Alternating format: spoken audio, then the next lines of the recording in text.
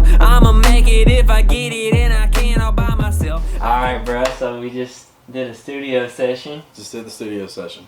What did you think about the song? I think it's good. I think we really came at it like we wanted to. Like, we've been talking about this, and we just kind of, just did it. Did the thing. Anyways, this is Lane Harper. If you don't know who he is, you need to go check him out. Lane Harper on Apple Music, Spotify, YouTube, SoundCloud, Amazon Music if you're that weirdo, Google Play. Cut out Amazon. Cut out Amazon. So, for everybody watching that doesn't know who you are, could you tell us something about yourself? What do you do? Well, my name is Lane Harper. I am a singer, songwriter, producer, engineer, DJ. Etc. I'm a man of all trades. Started making music when I was in the 3rd grade. I was writing poetry, and it started out as poetry and just kind of built into a, hood gangster rap. It is what it is. It is what it is, and from then it just kind of came into this, like just working on it constantly, and it's just kind of one of those things when you want something to happen bad enough, then make it happen. Exactly. A lot of hard work. Hard work, for sure. So how did we meet? Like, I don't even know if I know how we met. I know how we met. I do know how we met. He does. I was 13? I was 13 years old. I remember coming over here eating wings one time. Yeah. That was after we met. Yeah. Yeah. That was I was 13, hanging out with Carson. I got back in touch with him because y'all were making music. And I thought SMG was like the coolest thing in the entire world. Sozo music group. Like, hey. I thought that was it. Like, but went over to your house. Carson picked me up from here. Went to your house. I recorded my first song there. First song, like didn't even produce it. Like, just. Was that your first time on the mic? That was my first time on the mic. Y'all watch this. First time on the mic. He blows up. First time on the mic was with Dylan McCollum at his house, in his studio, in the up loft, the loft thing. Yep, that was it, dude. So, what do you think about that song? You remember it? I still have it. You still have it? I still have it. Look, I'm gonna be honest, it was terrible. It was awful. It was god awful, dude. Me and Carson were like, bruh, you could not get on beat for anything. And to be honest, we all started out like that. We did. It was bad. We can see your potential. Yeah, dude. I have the note. I know I do, because I go back and look at it a lot about the stuff that I was writing about, and the stuff that I write about now. Like, I would go back and kind of think, like, why did I think this was so cool? You know what I'm saying? Rapping about all these girls and money that I obviously didn't have. I was 13 years old. Like, it just, but it's a thing that every artist, I think, goes through, and trying to find themselves and stuff like that. But yeah. So, a little bit earlier, you were talking about all the stuff you do and how you improved a lot just by working hard. Yeah. So you think that work ethic translated into other areas of your life? Or where did that work ethic even come from? Where did it start?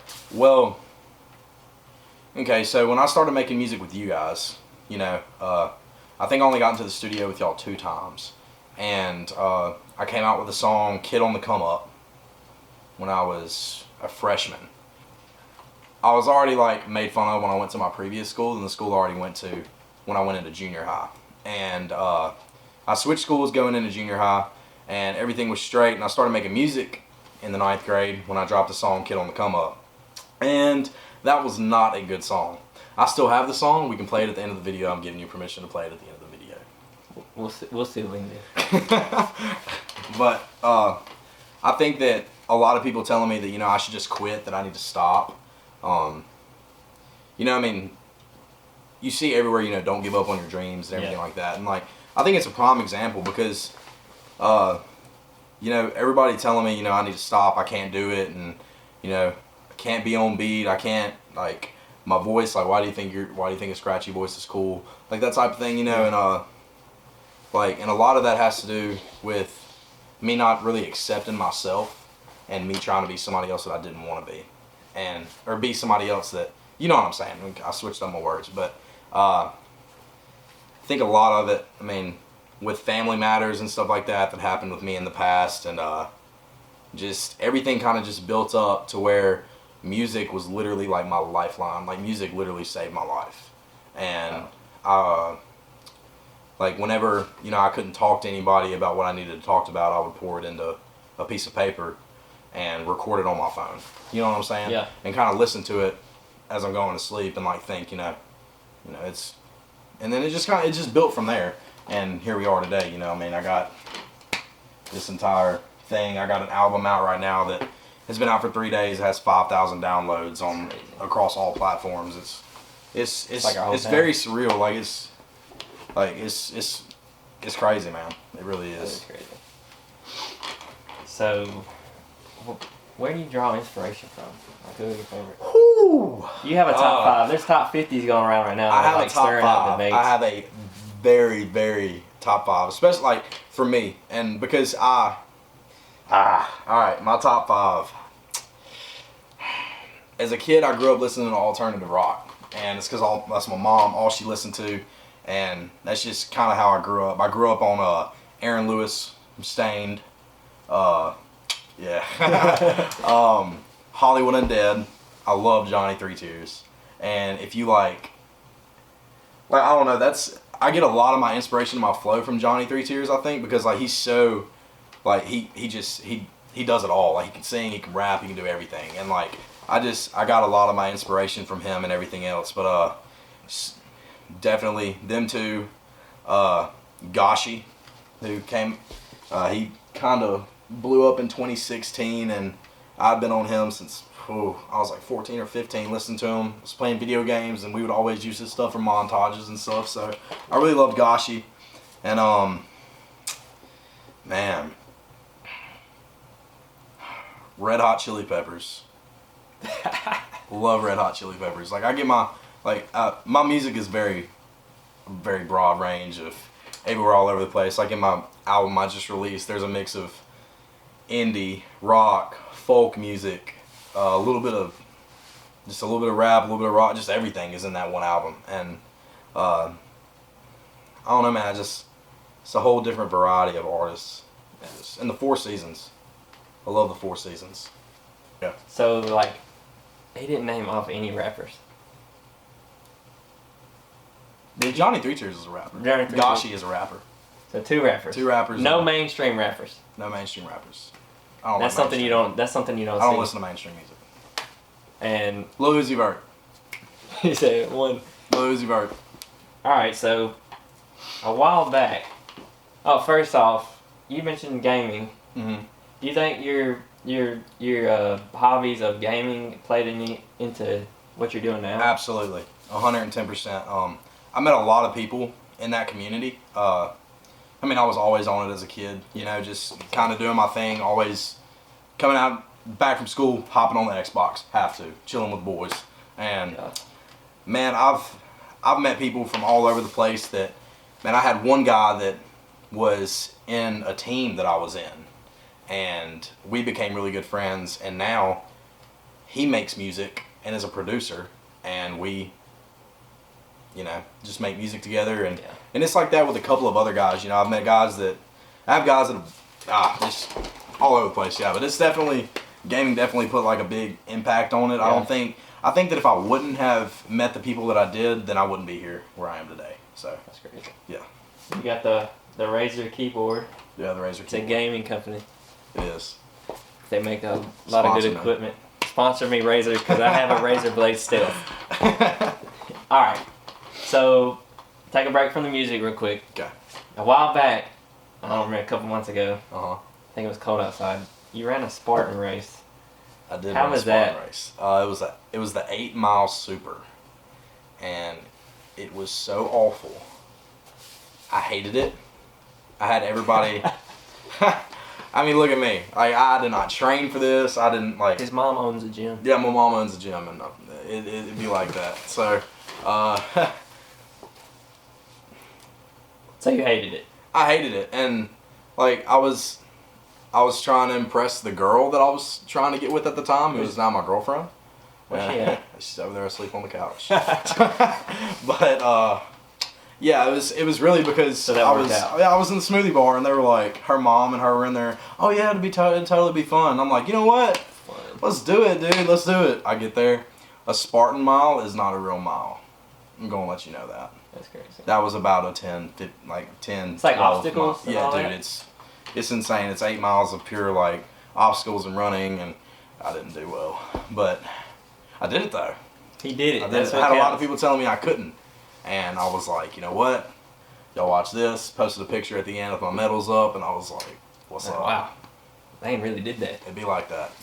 So, talking about fitness, Mm-hmm. something I've kind of got interested in lately is CrossFit. Yeah. And we talked about this the other day. Have you ever tried CrossFit?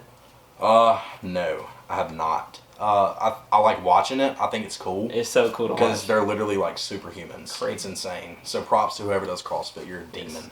Absolute animal. I've watched hours and hours, days of CrossFit workouts and competitions. Yeah. I've yet to do it. I think the CrossFit games just started. Yeah, or did it was last did they weekend. I end? actually watched the whole thing. Oh.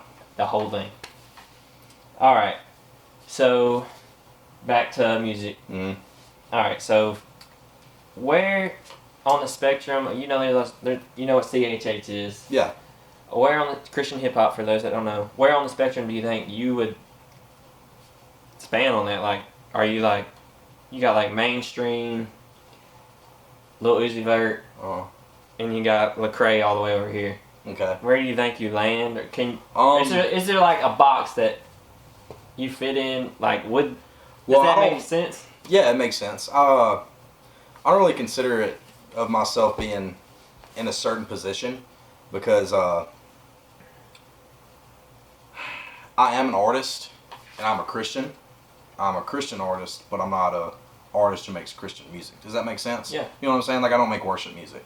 Now, I do have a Christian hip hop album out, but like, you know, I mean, it's a time that I was going through in my life at the time that, you know, that I put out that album, and like, I'll make songs where I talk to my God, and then I'll make songs where I have to cope with what I got going on with me. You know what I'm saying? And but yeah, I mean, I put on the spectrum as if, you know, I'm a artist who is a Christian, but I'm not, you know, a Christian hip hop artist. Yeah.